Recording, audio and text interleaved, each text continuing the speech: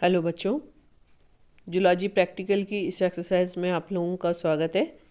ये एक्सरसाइज है अपनी सलाइवरी ग्लैंड क्रोमोसोम्स का अध्ययन करना।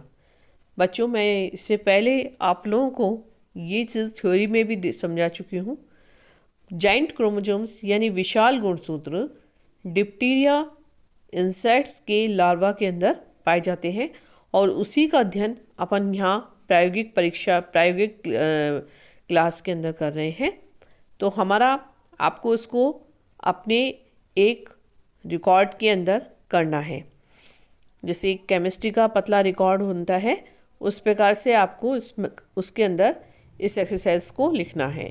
तो इसका उद्देश्य है to study the giant chromosomes in salivary gland of Chironomus larva या ड्रोसोफिला लार्वा, क्योंकि हमारे पास अवेलेबल आसानी से कायरोनोमस हो जाता है, इसलिए हम लोग कायरोनोमस लार्वा को ज़्यादा पसंद करते हैं।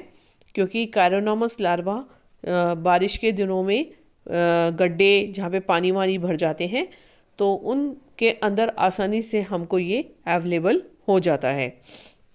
इसके लिए जो मटेरियल रिक्वायर्ड होता है सामान्यतः अपने को वॉच ग्लास, सीजर्स, नीडल, इस तरीके की चीज़ें अपने को आवश्यक सामग्री चाहिए होती है। किताब आप देखेंगे तो उसमें आपको सारा इसका लिखा हुआ मिल जाएगा। फिर इसका प्रोसीजर किस तरीके से होता है, कायरोनोमस लार्वा को लेके और उसको आप नेचुरली थोड़ा सा बहुत छोटे से एनिमल्स होते हैं बहुत बार, तो आप उसको नीडल से सलाइवरी ग्लैंड्स को अपन धीरे से रिमूव करते हैं और वो स्लाइड पे आ जाते हैं और उसको एस्टोकार्बिन से अपन स्टेन करते हैं। और स्टेनिंग के पश्चात एक्स्ट्रा स्टेन होता है तो उसको हल्का सा अल्कोहल से वॉश करके हटा देते हैं और स्टेन करने के पश्चात अपन इसको माइक्रोस्कोप में देखते हैं। आपको एग्ज़ाम की दृष्टि से इसके कमेंट्स लिखने हैं। जो मैंने आप लोगों को इसके अंदर लिख के दिए हैं वो कमेंट्स आप एग्ज़ाम में यूँ की यूँ लिखें तो आपको अच्छे मार्क्स मिलेंगे। जैसा कि इसको डिस्कवर किया था बाल्बियानी ने और सलाइवरी सेल्स के अंदर कायरोनोमस के अंदर देखा था। इसके अतिरिक्त ये रेक्टल एपिथेलियम और मेलपिजियन ट्यूब्यूल के अंदर भी देखे जाते हैं। बहुत अधिक लंबे होते हैं सामान्य क्रोमोसोम से और इनकी आकार लगभग 200 माइक्रोन तक पहुंच जाती है और आसानी से ये कंपाउंड माइक्रोस्कोप के द्वारा देखे जा सकते हैं। इनका जो बढ़ा हुआ साइज होता है वो क्रोमोनीमा की डुप्लीकेशन के कारण, द्विगुणन के कारण होता है। ये एक एस्टिमेट है कि पॉलीटीन क्रोमोसोम के अंदर लगभग 1000 गुना ज़्यादा डीएनए होता है, जो कि एक नॉर्मल सोमेटिक क्रोमोसोम के अंदर पाया जाता है। और इसी वजह से ये क्रोमोसोम्स कई स्ट्रैंड्स के बने होते हैं, इसलिए इनका नाम पॉलीटीन क्रोमोसोम्स रखा गया है। पॉली यानी बहुत सारे, टीन यानी धागे, तो बहुत सारे स्ट्रैंड के साथ को जो क्रोमोसोम होता है उसको हम पॉलीटीन क्रोमोसोम्स कहते हैं। लगभग 5 लंबी और एक छोटी आर्म इसके सेंट्रल पॉइंट से निकलती है, जिसको क्रोमोसेंटर कहा जाता है। और ये क्रोमोसोम सेंटर जो है वो सेंट्रोमियर के जुड़ने के कारण बनती है।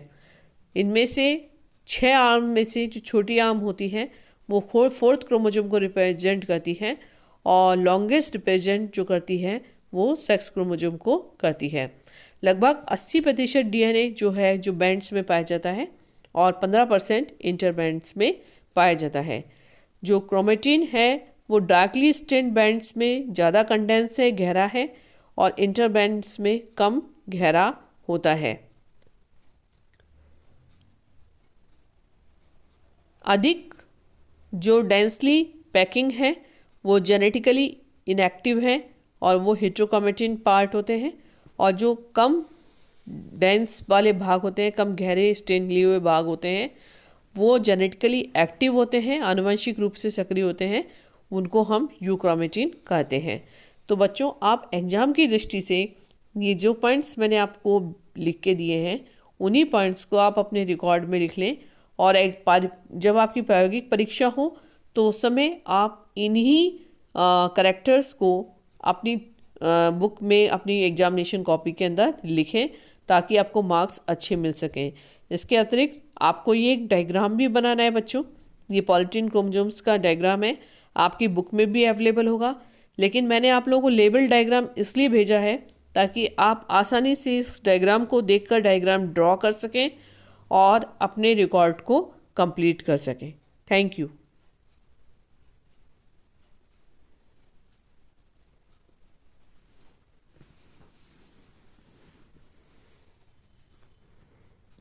हो गया।